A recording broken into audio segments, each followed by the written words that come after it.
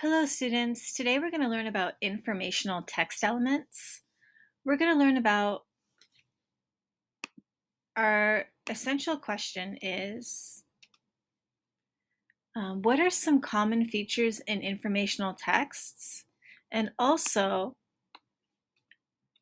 how do elements of an informational text connect to each other? So there are some common features. We're going to learn what those are. I'll highlight it in pink. Okay, and we also want to know how these elements connect to each other. How do they connect? All right, so I've talked about this earlier, but this side, questions and terms, that's where you're going to put questions and terms related to the class notes. I've decided to go ahead and give you a closed passage so that you have an idea of what to write in the questions or terms area. And then in the notes section, that's where we're going to take notes together.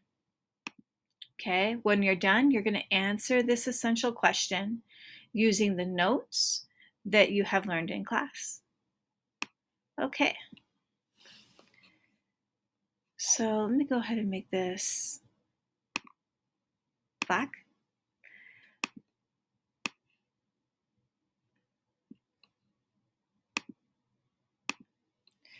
Informational texts are nonfiction texts. So nonfiction means that they are based in reality. They're about real people and events. And their objective is typically to educate the reader about a specific topic. Okay, so all of those stories you read in elementary school, like that book called Cats, that was all about cats, that was expository or nonfiction text. Okay, so now that we've thought about this, we've taken this note, you might want to ask,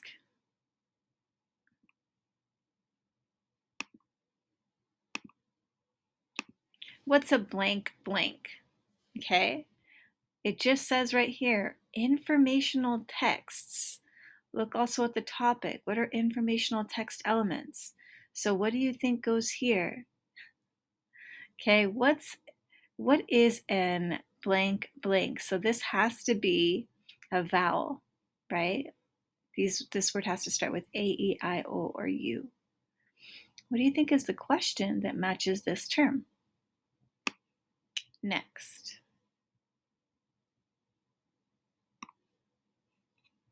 Go ahead and make this black. Examples of informational text could include a manual with instructions of how to assemble a desk, travel writings, information about a certain place, nonfiction books. You go to the library and you figure out that there's a whole nonfiction section in Ethan A. Chase's library. They're about real events or people. You can learn all about World War II.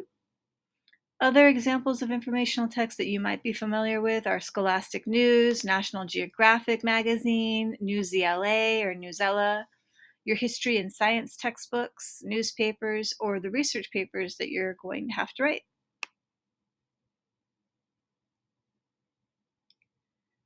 Okay, so right here, you're just going to tell me what are some blank of informational text. Over here, we've just talked about some examples. Okay. Sorry about that. Okay, next.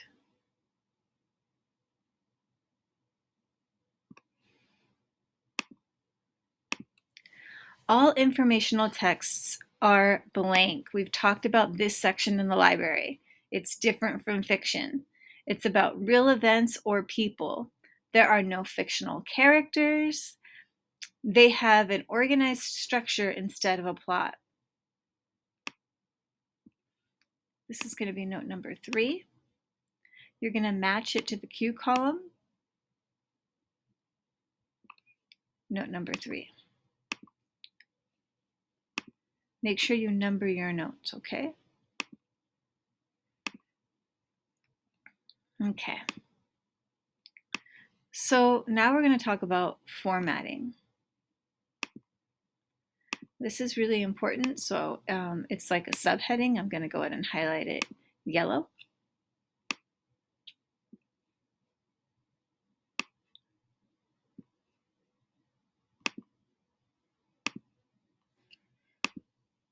Informational texts contain a number of ways to make it easier for readers to follow along and get the information they need.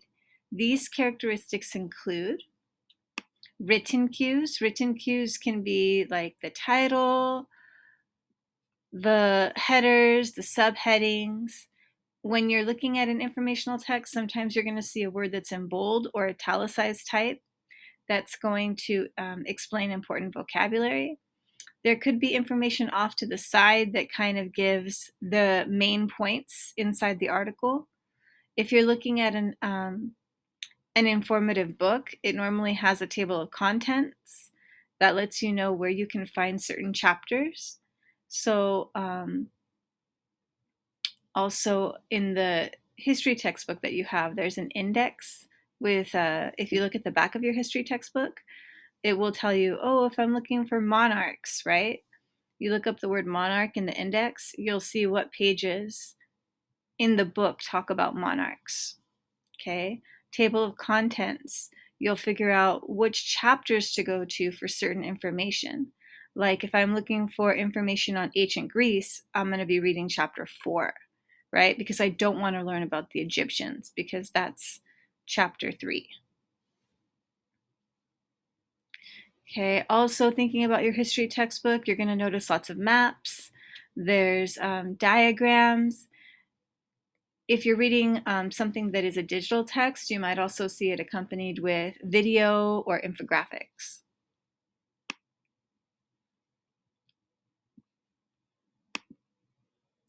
So this lists some ways that informational texts are formatted. So you should probably answer that question. Okay, so now we're going to talk about text structures. So what are the common blank blank used in informational writing? Think about the heading, text structures. Okay, we have description. You might have seen this kind of descriptive graphic organizer or main idea web diagram.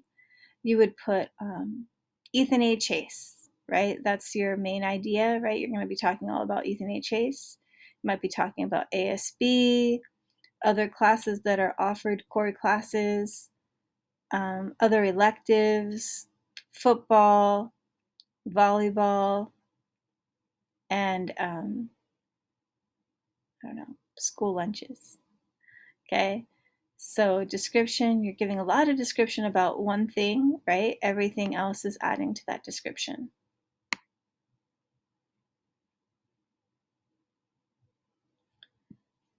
Informational text also might be given a text structure that is chronological, meaning following steps of time, or sequential. So if it's discussing events, right? Events in World War II, you might have events going in order, right? Here's what happened first that led to Kristallnacht. Here's the second event. Here's the third event. This event followed that. Or sequential events. This is step 1, step 2, step 3, step 4 to making a quiche. Okay, like in a cookbook. Another common informational text structure instead of a plot would be cause and effect. So you might have the beginning of the text being all about the cause of something, and then the next paragraphs are discussing the effects of that situation. Okay, so because there was a big earthquake in Haiti, this happened, and this happened, and this happened. Or it could be talking about an important event, like Jackie Robinson breaking the color barrier is the event in Major League Baseball. And then it could be talking about him discussing all the different causes as to how he got in and then what the effects of that were. You could have problem and solution where it starts talking about the different problems of something and then focuses on a solution. Or you could have it starting with a problem and then discussing multiple solutions to that problem. And then compare and contrast, you'll probably have a couple of paragraphs discussing why something is different and then how something is the same from something else.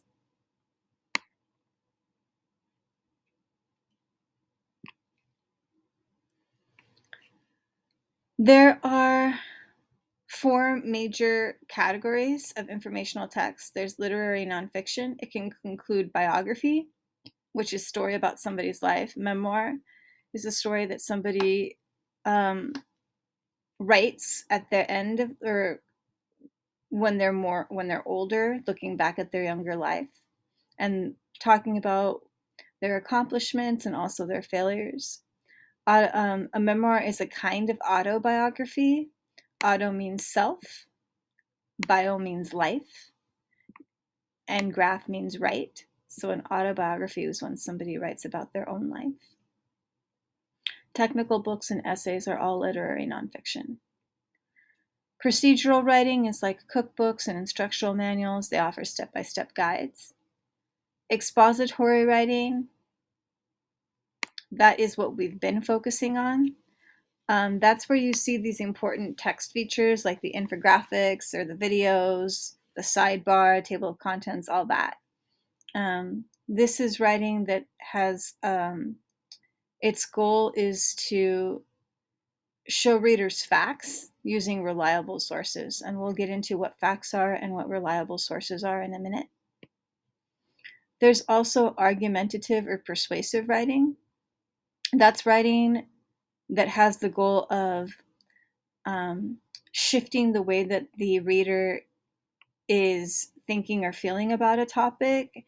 And the goal of argumentative or persuasive writing is to get the reader or the audience to agree with the standpoint of the author and hopefully make you do something about that. Okay, so what are the blank major categories of informational text? We know that there are 4 major categories, right? We've just talked about them: literary nonfiction, procedural writing, expository writing, argumentative writing. Okay, expository, the goal is to inform. It's a little bit different from argumentative, whose goal is to persuade, right? All right. So how's a fact different from an opinion? A fact can be proven true or untrue. You can Google it, right? Go to a reliable source and figure out if that fact is true. Is the sun the center of our solar system? I don't know. Let's go find out. If it's an opinion, it's just what someone feels, thinks, or believes. It can't be proven true or untrue. All right. I prefer dogs to cats. It's my opinion that they make better pets. But that's just an opinion, okay?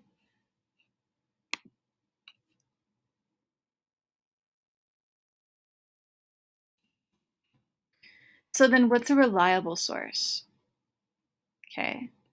And you want to provide an example of a reliable source? Expository writing uses trustworthy or reliable sources when gathering facts.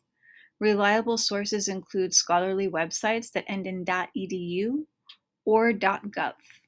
Okay, these websites have been checked over by experts, and we know that the information they're publishing has to be factual. Because informational writing can be a mixture of facts and opinions, it's important to watch out for bias. So then what's bias? I'm going to go ahead and highlight it.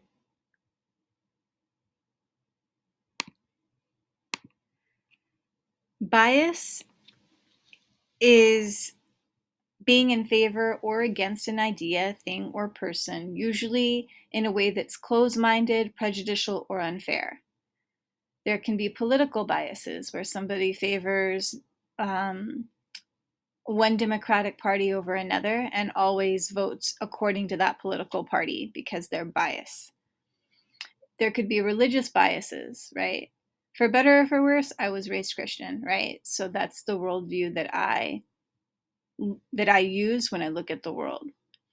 I have friends that are agnostic, atheist, Hindu, Muslim. I love them all, right? I value all religions, but I'm biased towards Christianity because I was raised in it, right? If I were raised some other way, I might have some other religious or view. I was also raised in California.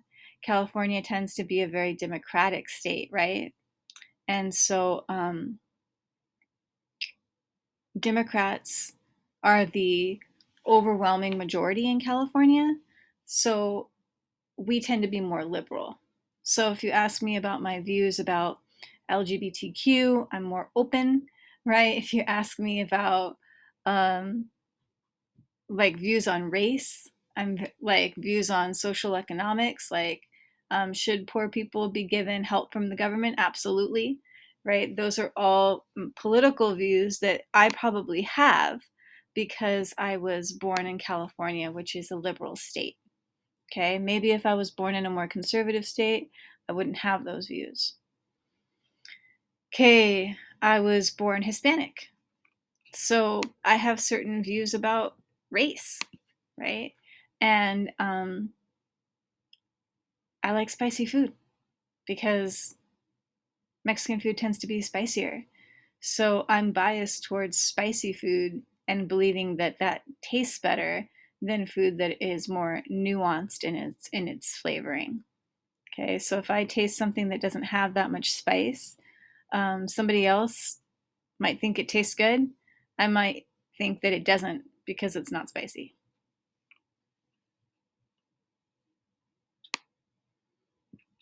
Okay, so we all hold biases. That's what I want you to understand. The way that you're raised, the culture you come from, the color of your skin, it's all coming together to form who you are. And so we're naturally biased. I've only owned dogs, right? I've never owned a cat. So I'm biased towards dogs just because I'm ignorant about cats. Okay.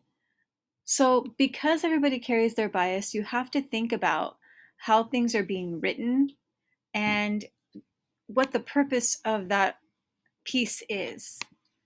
So author's purpose is the reason the author is writing a piece. They could be writing to persuade you, to get you to feel or think that the same way that they do. They could be writing to inform you about something, or maybe they just want to entertain you. Okay, so you read the piece, watch out for bias, watch out for opinions that are unfair because they're leaning too much one way. And after you read that piece, you want to look for what's the central idea. And we kind of did that today with our bell work. Okay, you get a piece of text and you think, if I had to summarize this in one sentence, what would it be? What's the main idea here? And you'll notice that the main idea should be supported with supporting details, which is information that is given that helps the reader understand the author's main argument. Okay, so your goal now is to provide a 4 to 5 sentence summary of these notes after you copy them, and make sure that you complete the closed passage for the Q column.